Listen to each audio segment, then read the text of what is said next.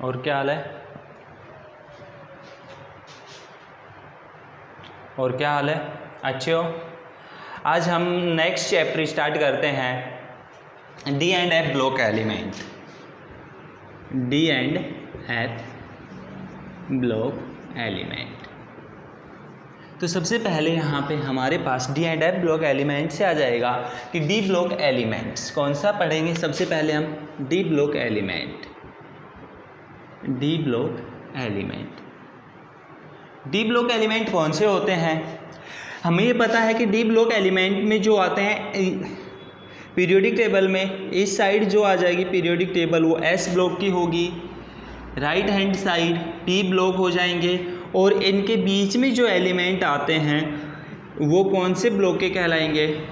D block के element कहलाएंगे। S और पी के जो बीच में एलिमेंट होंगे, एस और पी के बीच में जो एलिमेंट होंगे वो कौन से एलिमेंट कहलाएंगे? डी ब्लॉक एलिमेंट कहलाते हैं। तो ये चीज़ तो हम जान गए कि डी ब्लॉक एलिमेंट एस और पी के बीच में आते हैं, और एफ ब्लॉक जो एलिमेंट होंगे वो पीरियोडिक टेबल में नीचे होते हैं। अब बात करें डी ब्लॉक एलिमेंट्स में आगे कि जो डी ब्लॉक एलिमेंट्स हैं उनकी 3D series, 4D series, 5D series और 6D सीरीज में डिवाइड किया गया है। कितनी सीरीज में? 4 सीरीज में डिवाइड किया गया है, 3D, 4D, 5D और 6D में। तो सबसे पहले यहाँ पे हम बात करेंगे 3D की ही बात करने वाले हैं इस चैप्टर में, क्योंकि 4D, 5D और 6D हमारे पास अवेलेबल हैं लेकिन 12th क्लास में नहीं है। अब इसके बाद आगे बात करें, डी ब्लॉक एलिमेंट को ट्रांजिशन एलिमेंट कहा जाता है। Transition element, D block element को ट्रांजिशन एलिमेंट क्यों कहा जाता है? इसका रीजन क्या होगा? इसका इलेक्ट्रॉनिक कॉन्फ़िगरेशन की बात होगी। कौन सी बात होगी? इनका जो इलेक्ट्रॉनिक कॉन्फ़िगरेशन होता है वो होता है जर्नल इलेक्ट्रॉनिक कॉन्फ़िगरेशन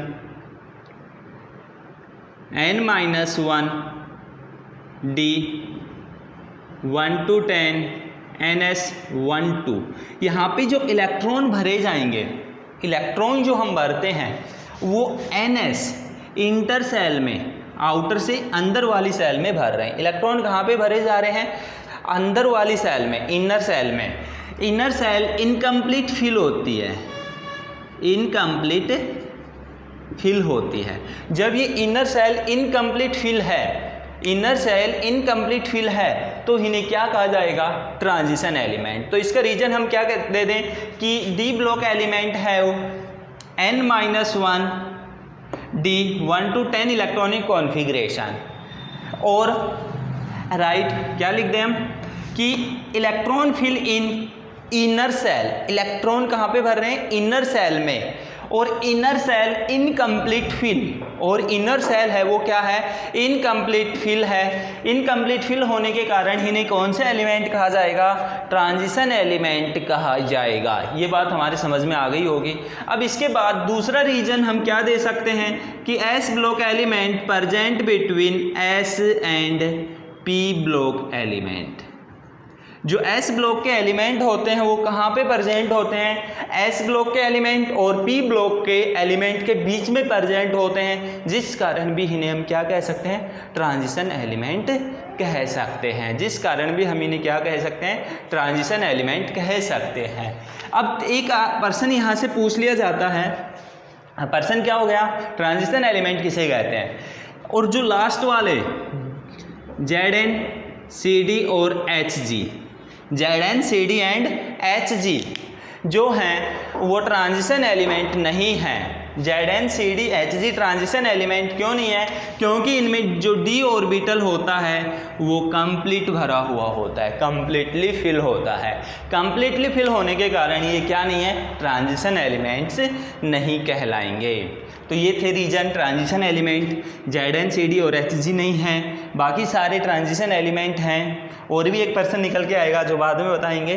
तो ट्रांजिशन एलिमेंट क्यों कहते हैं, इसका जर्नल इलेक्ट्रॉनिक कॉन्फ़िगरेशन भी पूछ सकता है एग्जाम में, तो ये भी ध्यान रखना है हमें।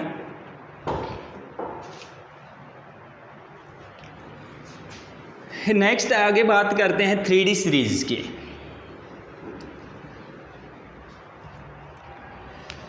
जो 3D सीरीज होती है वो 21 से स्टार्ट होती है और 21 to 30 तक चलती है।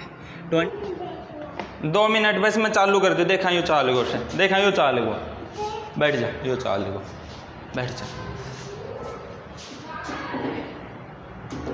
तो आगे हम बात करते हैं, बात करनी है अब हमें 21 to 30 3D सीरीज की बात कर रहे हैं। तो 21 पे सेकेडियम, साइंस टीचर विनीता कुमारी, मन, फे को नी क्यों जलाती। जो हमारे पास ट्रिक है याद करने की, आपके पास जो भी है वो ठीक है, उसी से याद कर लें, या नहीं है तो यहाँ से याद कर सकते हैं। साइंस टीचर विनीता कुमारी, मन, फे को नी क्यों जलाती। तो यहाँ पे जो सेकेडियम हो जाएगा 21, 22, 23, 24, 25, 26, 27, 28, 29 और 30, ये हमारे पास हो। अब बात करते हैं इनके एक एक की इलेक्ट्रॉनिक कॉन्फ़िगरेशन के। तो सेकेडियम का जो इलेक्ट्रॉनिक कॉन्फ़िगरेशन होगा वो यहाँ पे ऊपर लिख देते हैं 3D1 4s2 होगा। क्या होगा? 3D1 4s2 होगा। अब Ti की बात करें तो Ti का हो जाएगा 3D2 4s2, या हम इसको ऐसे भी लिख सकते हैं 4s2 3D2। तो इसका क्या हो जाएगा 3D3 4s2। अब यहाँ पे हमें क्रोमियम पे ध्यान देना है, इसका इलेक्ट्रॉनिक कॉन्फ़िगरेशन होगा 3D5 4s1।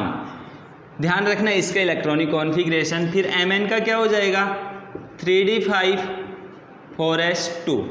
इसके बाद Fe का 3D6 4s2, कोबाल्ट का 3D7 4s2, निकिल का 3D8 4s2। अब यहाँ पे आ जाते हैं कॉपर पे। कॉपर का 3D10 4s1 और जिंक का 3D10 4s2। अब हमारे पास दो इलेक्ट्रॉनिक कॉन्फ़िगरेशन थोड़े से अलग आए हैं। क्रोमियम का क्या है 3D5 4s1 और कॉपर का क्या है 3D10 4s1। ये क्यों होता है? हमारे पास एक रूल है, हमने 11th में एक रूल पढ़ा होगा, half filled and fully filled electronic configuration are more stable. यहाँ पे यदि आधे हाफ फील्ड है, 10 का हाफ कितना हो गया 5, हाफ फील्ड डी ऑर्बिटल है तो ये ज़्यादा स्टेबल होगा। तो हाफ फील्ड इलेक्ट्रॉनिक कॉन्फ़िगरेशन के कारण ये ऐसा कर लेता है, ये फुल फील्ड के कारण। एक पर्सन जो बता रहे थे वो यहाँ पे आ गया कि जिंक को हमने कौन सा एलिमेंट नहीं लिया, ट्रांजिशन एलिमेंट नहीं लिया। क्यों नहीं लिया? कि इसका इलेक्ट्रॉनिक कॉन्फ़िगरेशन 3D10 था, लेकिन इसका भी तो इलेक्ट्रॉनिक कॉन्फ़िगरेशन 3D10 है, तो इसको ट्रांजिशन एलिमेंट कहें कि ना कहें, ये ट्रांजिशन एलिमेंट नहीं होता। कॉपर जो होता है वो ट्रांजिशन एलिमेंट होता है। कॉपर जो है वो क्या है ट्रांजिशन एलिमेंट है। क्यों है?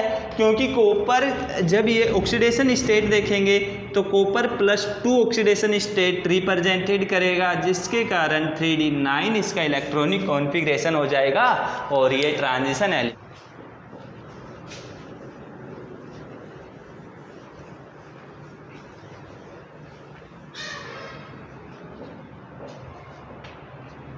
अब इसके बाद हम बात करते हैं इनकी ऑक्सीडेशन स्टेट की। ऑक्सीडेशन स्टेट के यहाँ से भी प्रश्न बहुत अच्छा पूछा जाता है कि जो डी ब्लॉक एलिमेंट होते हैं वो वेरिएबल ऑक्सीडेशन स्टेट रिप्रेजेंटेड करते हैं। कौन सी वेरिएबल? वेरिएबल क्या होती है? चेंज करते रहते हैं ऑक्सीडेशन स्टेट। इसका रीज़न क्या है? इसका रीज़न क्या है वो जानते हैं हम। देखो इसका रीज़न Sc जो है उसके इलेक्ट्रॉनिक कॉन्फ़िगरेशन 3D1 4s2 था। ये कौन कौन सी +2 कौन कौन सी ऑक्सीडेशन स्टेट रिप्रेजेंटेड करेगा? +2 और +3। क्यों करेगा? +2 क्यों कर रहा है कि आउटर सेल में 2 इलेक्ट्रॉन है, आउटर सेल में 2 इलेक्ट्रॉन है। ये डोनेट करने के बाद इसकी जो ऑक्सीडेशन स्टेट आ जाएगी वो +2। अब +3 क्यों कर रहा है कि यहाँ से यदि ये 3 कर रहा है तो ये तीनों के तीनों इलेक्ट्रॉन डोनेट कर देगा। तीनों के तीनों इलेक्ट्रॉन डोनेट करने के बाद इसके पास कौन सा इलेक्ट्रॉनिक कॉन्फ़िगरेशन आ जाता है, नोबल गैस का इलेक्ट्रॉनिक कॉन्फ़िगरेशन आ जाएगा। तो यहाँ पे +2 ज़्यादा स्टेबल है, +3 ज़्यादा स्टेबल होगी। कौन सी ऑक्सीडेशन स्टेट, +3, क्योंकि +3 ऑक्सीडेशन स्टेट के बाद ये नोबल गैस इलेक्ट्रॉनिक कॉन्फ़िगरेशन प्राप्त कर रहा है।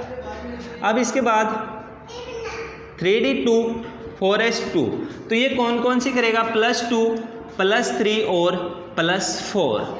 ये ऑक्सीडेशन स्टेट वैनेडियम का क्या हो जाएगा electronic configuration 3d3 4s2।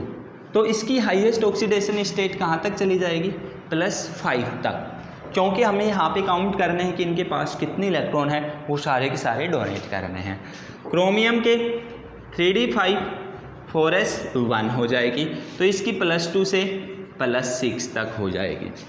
Chromium के बाद Mn आ जाता है 3d5 4s2, तो ये +2 to +7 तक। अब हमें यहाँ पे याद रखना है कि जो Mn जो होता है, Mn जो है वो हाईएस्ट ऑक्सीडेशन स्टेट रिप्रेजेंटेड करता है। हाईएस्ट ऑक्सीडेशन स्टेट किसकी होगी, Mn की होगी, ध्यान रखना है। अब इसके बाद की बात करें हम, ऑक्सीडेशन स्टेट की डिक्रीज होने लग जाएगी। ऑक्सीडेशन स्टेट क्या हो जाएगी, इसके बाद डिक्रीज हो जाएगी।